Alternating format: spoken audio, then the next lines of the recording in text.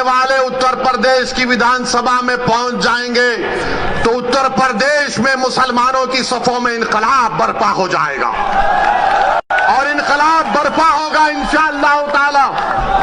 इंशाअल्लाह ताला इनकलाब बर्पा होगा, क्योंकि अब तक हमने अपनी जबानों को दबा कर रखा। अब तक हमने अपने दिलों में जो हमारी ख्वाहिशात थी, जो उमंगें थी, जो ख्वाबें थी, उनको दबा कर रखा। मेरे गय्योर नौजवानों, मेरे इज्जतदार ख्वामर मिल्लत के बुजुर्गों, उलमाए दीन से मैं आपसे गुजारिश कर रहा हूं कि इन ख्वाबों को पूरा उसी वक्त किया जा सकता है जब हम अपनी पार्टी के सियासी नुमाइंदों को कामयाब करेंगे। कोई उठकर बोलेगा ओवैसी मुसलमान अगर जीतेगा तो क्या सांप्रदायिकता को फायदा नहीं पहुंचेगा?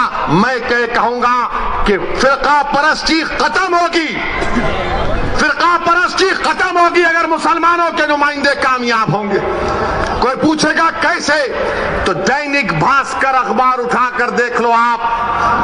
दैनिक भास्कर अखबार ने लिखा कि उत्तर प्रदेश में डीएम डिस्ट्रिक्ट कलेक्टर 28% ठाकुर हैं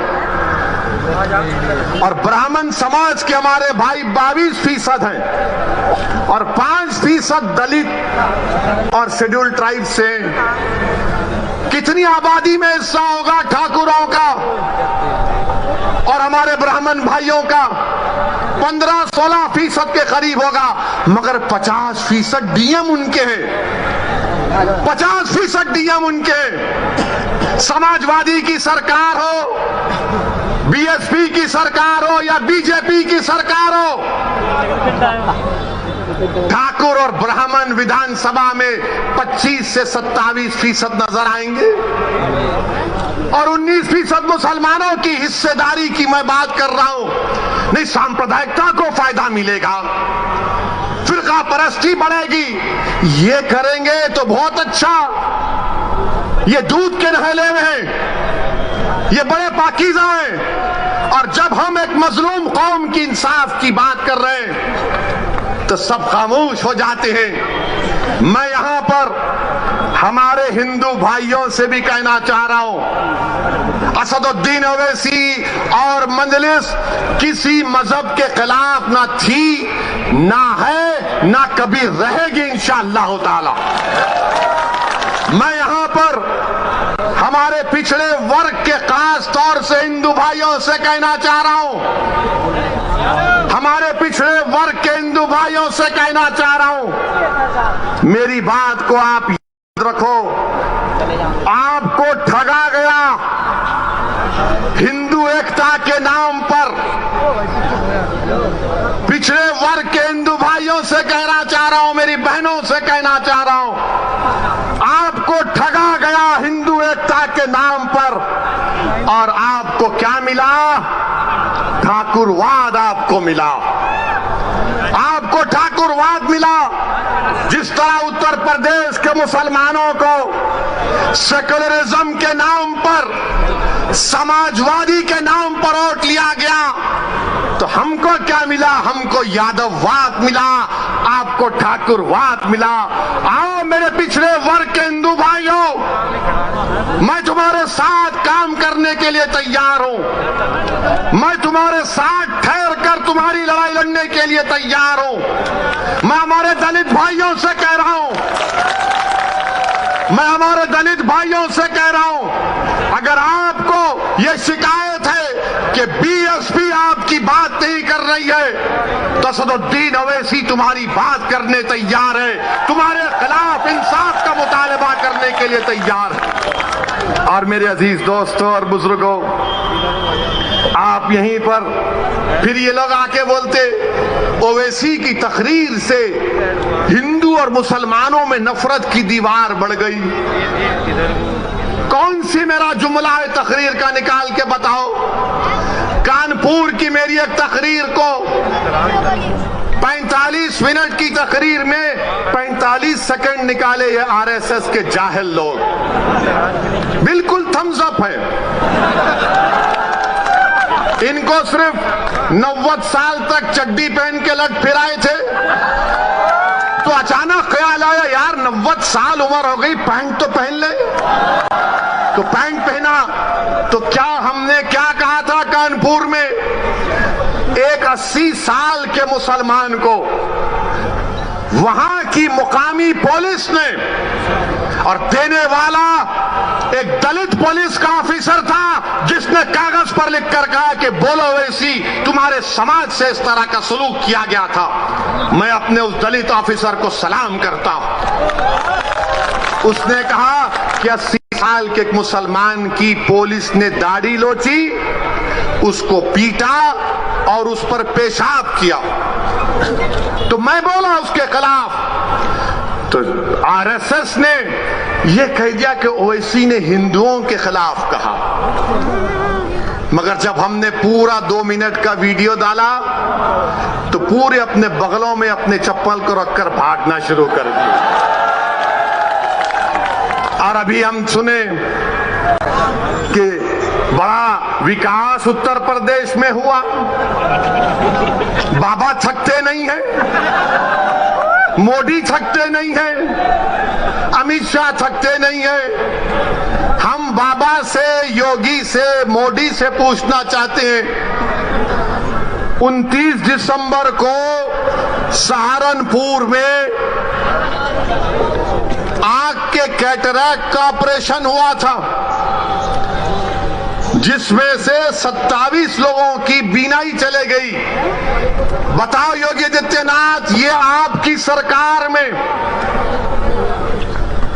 आंख का ऑपरेशन हुआ कैटरैक्ट का, सबकी बीनाई चले गई 27 लोगों की। तो अमित शाह बोलेंगे निजाम, एन से नसीमुद्दीन कह दिया, आई से इमरान कह दिया, जेडे से आजम खान कह दिया, और एम से बहरहाल कुछ कहा, हाँ उनका नाम कह दिया। अब ये अमित शाह को बड़ी मोहब्बत हो गई उर्दू से, उर्दू से बड़ी मोहब्बत हो गई अमित शाह आपको, आपका निजाम। अरे हम तो ये तय करे हैं कि उत्तर प्रदेश के हाकिम वक्त को बदलेंगे इंशाअल्लाह ताला। उत्तर प्रदेश के हाकिम वक्त को बदलेंगे। और नरेंद्र मोदी, हम आपसे कह रहे हैं कि नरेंद्र मोदी के 3 यार हैं, नरेंद्र मोदी के 3 यार हैं। हमारे साथ बोलिए, एक ड्रामा, दूसरा फसाद, तीसरा अत्याचार। नरेंद्र मोदी के 3 यार, ड्रामा, फसाद, अत्याचार। अब अमित शाह का जवाब देना है, हम किसी का कर्जा बाकी नहीं रखते। अब नसीमुद्दीन का नाम लिए, कांग्रेस पार्टी तो नहीं बोलेगी, बोलेंगे नसीम का नाम लेंगे तो हमारे वोट नहीं मिलेंगे। कांग्रेस इमरान का नाम नहीं लेगी, बोलेंगे हमारा क्या होगा। समाजवादी आजम का नाम नहीं लेगी। मगर हम योगी और अमित शाह से कहना चाह रहे हैं, उत्तर प्रदेश में अगर योगी राज है, योगी राज है ना, तो राज अंग्रेजी में आता है RAJ, होता है ना, RAJ। तो R से क्या आता है? रिश्वत। A से क्या आता है? अपराध या फिर आतंक। और J से क्या आता है? जातिवाद। अमित शाह आपका कर्जा अदा हो गया। योगी राज में R से रिश्वत, A से अपराध, J से जातिवाद। अब बताओ, अब आप दूसरा बोलो, फिर इसका जवाब मिलेगा। समाजवादी के अखिलेश नहीं बोलेंगे, अखिलेश बोलेंगे हमने रोड बनाए। कुछ हुआ तो अखिलेश बोलेंगे मैं तो उसका उद्घाटन कर चुका था। कोई जवाब नहीं देंगे भैया। यकीनन अखिलेश ने उद्घाटन किया, तुमने मुजफ्फरनगर का किया और योगी की सरकार ने एनकाउंटर पर उसका खात्मा किया। तुमने किया था ये सब। तुमने जो कुछ शुरू किया उसको बीजेपी ने मुकम्मल किया। आज मेरे अजीज दोस्तों और बुजुर्गों, यही बात हम आपसे कहने आए हैं कि आज ये बेहद विधानसभा में पीने के पानी की किल्लत है, बहुत पानी की पीने की किल्लत है। सहारनपुर कमिश्नरेट है, बस डिपो नहीं है, नालियों की सफाई नहीं होती, बरसात में पानी आ जाता है, मगर बाबा विकास की बात करते हैं। बाबा विकास की बात करते हैं। मेरे अजीज दोस्तों और बुजुर्गों, हम आपसे यही अपील करने आए हैं कि आने वाले विधानसभा और असेंबली के इंतखाबात में मजलिस का साथ दीजिए। मैंने ये फैसला किया और फिर कह रहा हूं, हमने ये कहा कि हम कांग्रेस और बीजेपी को छोड़कर किसी से भी अलायंस करने के लिए तैयार हैं। तो सुनिए, तो एबीपी के चैनल पर एक मशहूर जर्नलिस्ट है पंकज साहब ने अखिलेश से पूछा कि आप ओवैसी से समझौता क्यों नहीं कर लेते, तो अखिलेश ने जवाब दिया कि ओवैसी पर बहुत से इल्जाम लगते हैं। अखिलेश साहब, इल्जाम तो हम पर ही लगता है ना, आप पर तो कुछ नहीं लगता। रिवर फ्रंट इल्जाम नहीं, लखनऊ से कानपुर रोड आप बनाए, आप पर कोई इल्जाम नहीं। आपने सब कुछ किया, आपके 10-10 उंगलियां घी में थी, मगर आजम पर इल्जाम लगा बकरी चोरी का और भैंस चोरी का।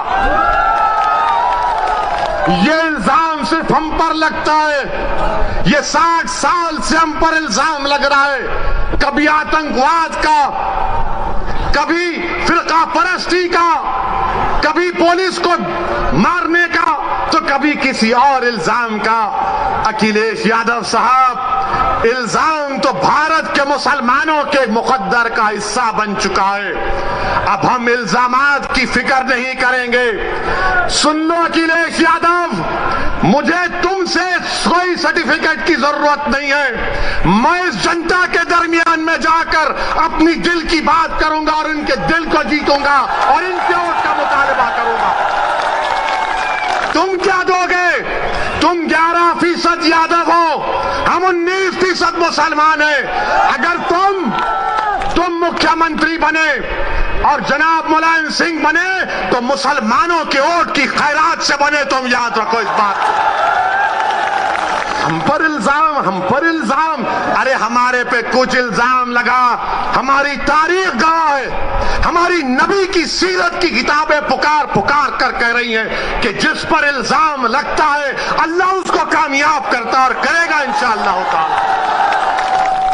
इल्जाम है, कोई बात नहीं है, मगर याद रखो, चुनाव के बाद बच्चों की तरह नहीं रोना। चुनाव के बाद बच्चों की तरह सिसक कर नहीं रोना। हम तो रोते हैं अपने रब के सामने हाथ उठाकर।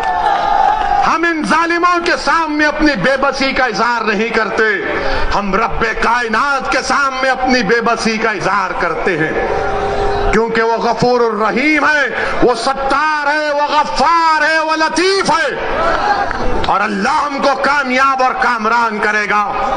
मेरे बस में इतना है, शौकत के बस में इतना है, महताब और हमारे अंबेडकर साहब की ताकत में बस इतना है कि हम आपके पास जाकर अपनी बात को पूरी इखलास के साथ रख रहे हैं। दिलों में मोहब्बत डालने वाले का काम तो अल्लाह का है, दिलों को मोड़ने का काम तो अल्लाह का है। मैं तो बार बार कह रहा हूं कि अपने दिल पर हाथ रखकर मैंने आज आधे घंटे 40 मिनट में जो कुछ कहा, सोचो आप अपने घर को जाओ, रात के अंधेरे में अगर तुम उठते हो तो सोचो इस बात को, कब तक हम सिस्कियां लेकर, कब तक हम इस गैर यकीनी कैफियत में अपनी जिंदगी को गुजारेंगे। भारत की जमहूरियत, अंबेडकर का बना हुआ संविधान हमको इस बात की इजाजत देता है कि हम सियासत में अपने नेता को अपनी हिस्सेदारी की बात करें, हिस्सेदारी के हिस्सा लें और अपनी क़यादत को, सियासी लीडरशिप को बनाएं। इससे भारत मजबूत होगा, इससे भारत का संविधान मजबूत होगा। यही चंद गुजारिशात मैं आज तक कहने के लिए आया हूं आपसे।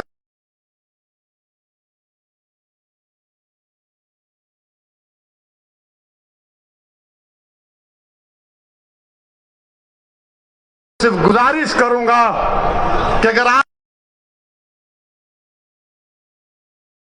मेरी जबान में इन आने वाले बच्चों से ना कह दे जो कल बूढ़े हो जाएंगे कि तुमको तुम्हारा हिस्सा नहीं मिला। हिस्सा उसी वक्त मिलेगा जब आप उठ खड़े होंगे, सियासी क़यादत बनाएंगे, अपने वोट से अपनी पार्टी को कामयाब करेंगे। जिस तरह ठाकुरों ने योगी को मान लिया, जिस तरह पिछड़ा वर्ग ने मोदी को अपना लिया, जिस तरह दलितों ने आज बहन जी और चंद्रशेखर आजाद को अपना नेता मानते हैं। आओ मुसलमानों, तुम मुझे नहीं तो खुद नेता बन जाओ, मैं तुम्हारे साथ ठहरने के लिए तैयार हूं।